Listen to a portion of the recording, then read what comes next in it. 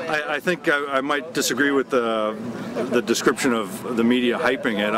I think there's a real need to have a remembrance side to this every year.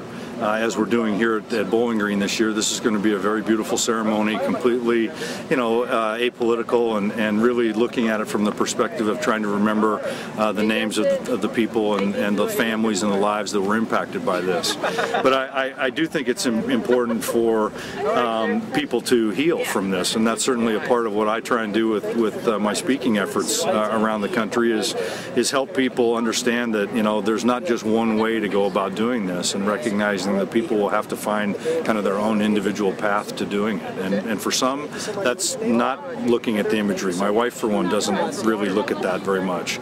And other people, they seem to be in need of absorbing a lot more of it. So it's very hard to say a one-size-fits-all.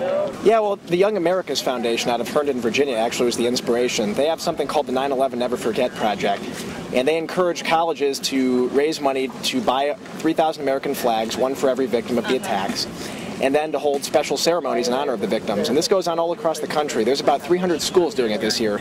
It's a great program. It's called the 9/11 Never Forget Project. And that's what we are getting involved in. Of course, people don't have to do a big ceremony like this. It could be as simple as saying a prayer at the dinner table. It could be as simple as talking about it in your churches, telling your friends. It's something that everybody should remember. History judges us, and if we don't remember history, we're doomed to repeat it.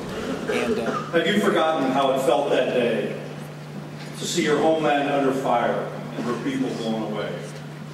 Have you forgotten when the towers fell?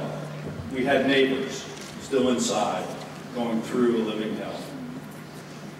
Well, my journey to be with you here tonight began 6 short years ago of this very morning on the 51st floor of that North Tower. And what I'd like to accomplish here in the next 30 minutes or so with you is several things. But first and foremost, I want to thank each and every one of you for being here tonight. At least from this observer's perspective, don't let anybody ever tell you that people were panicked and shoving and pushing each other in those stairwells, because I never witnessed that. In fact, the exact opposite happened. You see, during that 15 or 20-minute interval, the second plane hit the South Tower. And while you're in this little vertical concrete tunnel, fairly crowded with your neighbors, this concussion shockwave comes right through the concrete wall, and you can see it go through the hair of the person standing next to you and right out the wall on the other side.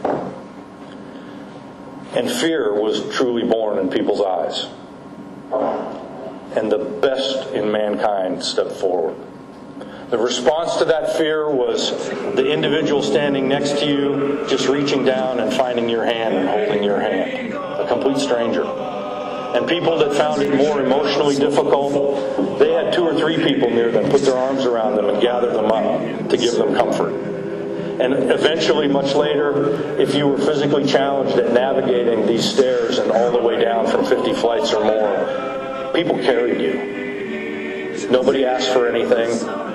It was freely given.